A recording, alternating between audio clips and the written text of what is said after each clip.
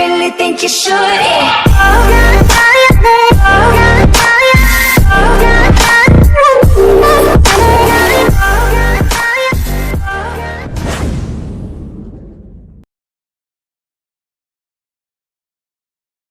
Assalamualaikum warahmatullahi wabarakatuh. Kami dari kelompok 8 akan menyampaikan tentang sistem pendidikan nasional. Materi pertama akan disampaikan oleh Fitri Ati Hamidah, materi yang kedua oleh saya sendiri, Ayu Chandra Nuriza Agustin, materi ketiga akan disampaikan oleh Nadia Mendiva, dan materi yang terakhir disampaikan oleh Muhammad Arya. Assalamualaikum warahmatullahi wabarakatuh.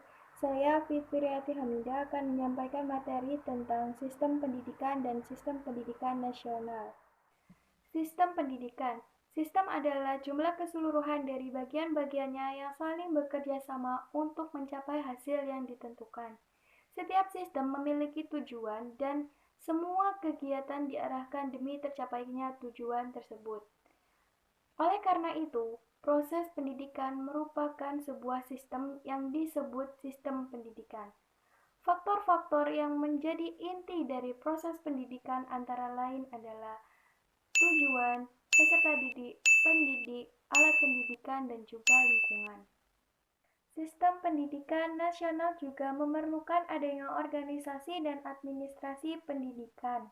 Organisasi pendidikan adalah unit-unit pendidikan yang memiliki mekanisme kerja tertentu yang memberikan kemungkinan tercapainya tujuan pendidikan. Sedangkan administrasi pendidikan adalah pengelolaan pendidikan dalam arti luas yang setidaknya meliputi perencanaan, pelaksanaan, pengembangan, dan pengawasan.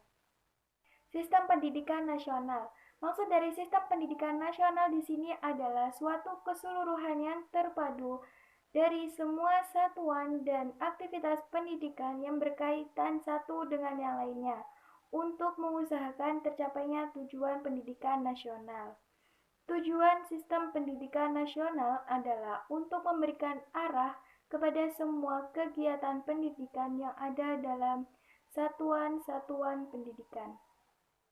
Di dalam sistem pendidikan nasional, semua warga negara adalah peserta didik. Maksudnya, semua satuan pendidikan yang ada harus memberikan kesempatan kepada warga negara untuk menjadi peserta didik dengan memenuhi persyaratan tertentu. Hal ini sesuai dengan UU nomor 20 tahun 2003 pasal 5 ayat 1 dan UUD 1945 pasal 31 ayat 1. Materi yang selanjutnya akan dijelaskan oleh saya sendiri, Ayu Chandra Nuriza Agustin, tentang sistem pendidikan nasional Indonesia. Sejarahnya, pendidikan nasional di Indonesia pernah memiliki banyak undang-undang yang mengatur tentang pendidikan di Indonesia. Dan dengan usaha tanpa mengenal lelah, pada akhirnya pada tahun 1989 disahkan Undang-Undang Nomor 2 Tahun 1989 tentang Sistem Pendidikan Nasional Indonesia. Sementara itu, menurut TAP MPR Nomor 2 MPR 1993 tentang GPHN, dipaparkan tujuan pendidikan nasional. Pendidikan nasional bertujuan untuk meningkatkan kualitas manusia Indonesia, yaitu manusia yang beriman dan bertakwa kepada Tuhan Yang Maha Esa, berkepribadian mandiri, maju, tangguh, cerdas, dan lain-lain. Sebagai implementasi GBHN tahun 1993, minimal ada 3 hal yang dijadikan pedoman. Yang pertama adalah pendidikan harus diarahkan untuk kesejahteraan bangsa. Yang kedua, pendidikan berfungsi untuk mempersiapkan tenaga kerja bagi industrialisasi mendatang. Yang ketiga, pendidikan berfungsi sebagai penguasaan iptek. Assalamualaikum warahmatullahi wabarakatuh. Nama saya Nadia Mendiva Rizky Insyirah akan menyampaikan materi tentang dasar dan tujuan pendidikan nasional. Dasar dan tujuan pendidikan nasional. Persoalan dasar dan tujuan pendidikan nasional merupakan masalah yang sangat fundamental dalam pelaksanaan pendidikan karena dasar pendidikan itu akan menentukan corak dan isi pendidikan. Tujuan pendidikan itu pun akan menentukan ke arah mana anak didik dibawa. Adapun fungsi pendidikan nasional sebagaimana ditegaskan pada pasal 3, yaitu untuk mengembangkan kemampuan serta meningkatkan mutu kehidupan dan martabat manusia Indonesia dalam rangka upaya mewujudkan tujuan nasional. Tujuan nasional negara kita jelas termaktub dalam alinea 4 pembukaan UUD 1945, yaitu 1. melindungi segenap bangsa Indonesia dan seluruh tumpah darah Indonesia. 2. Memajukan kesejahteraan umum. 3. Mencerdaskan kehidupan bangsa. Dan 4. Ikut melaksanakan ketertiban dunia. Dengan demikian, pendidikan nasional merupakan pengembangan secara terpadu sistem pendidikan yang bersifat dualistis, yang ada sebelumnya menjadi satu sistem pendidikan nasional. Hal tersebut sebagaimana dikemukakan pula dalam pasal 1 ayat 3. Sistem pendidikan nasional adalah satu keseluruhan yang terpadu dari semua satuan dan kegiatan pendidikan yang berkaitan satu dan lainnya untuk mengusahakan tercapainya tujuan pendidikan nasional. Satuan pendidikan yang dimaksudkan adalah penyelenggaraan kegiatan belajar mengajar yang dilaksanakan di sekolah atau di luar sekolah. Jadi, dalam hal ini, semua satuan pendidikan yang ada bisa masuk dalam satu sistem pendidikan nasional, sepanjang memenuhi persyaratan, terutama yang menyangkut dasar, fungsi, dan tujuannya. Pada pasal 1 ayat 2 UU nomor 2 tahun 1989 ditegaskan bahwa pendidikan nasional adalah pendidikan yang berakar pada kebudayaan bangsa Indonesia.